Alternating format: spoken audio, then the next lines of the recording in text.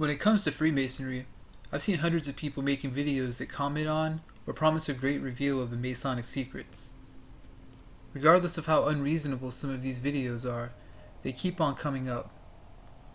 Some of the misinformation is then quoted and passed on by certain conspiracy theorists in hope to vindicate their ill-informed logic or conclusions in regards to Masonry and how the organization operates.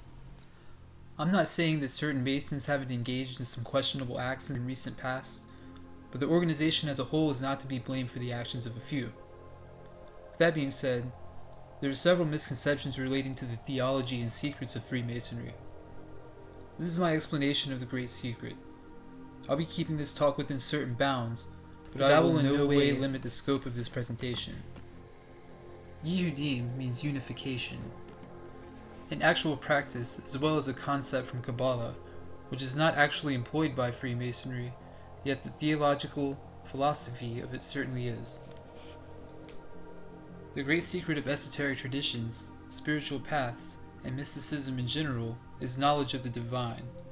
In most circles, this gnosis is usually equated with the knowledge of self. I'm referring to knowledge of the monad, the one, the unending, and the path to reaching this level of self-initiation is through the unification of all things. If you're wondering how this really applies to all traditions, here's an overview. The alchemical wedding.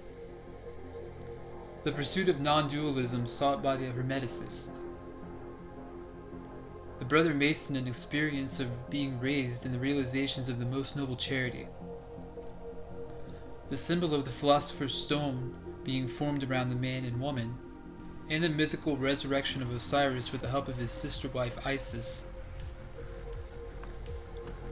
In terms of self-actualization and the completion of the alchemical process, we see the birth of a new entity, a new form of you that has been refined via your own diligence and willingness.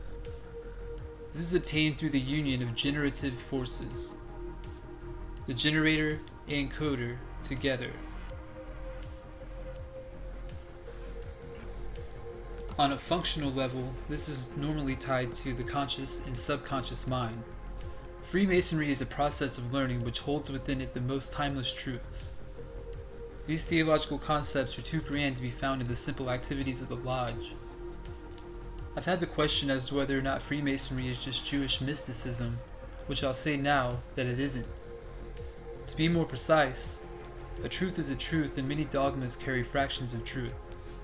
The Freemasonic fraternity employs a wide space of theological concepts. The degrees that an initiate earns are just an emphasis on the simple truths and are derived from the great expanse of comparative religion. It is most things and most beliefs.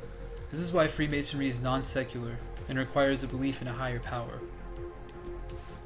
The mystery is pranava, sacred sound, controller of life and the life giver in unison.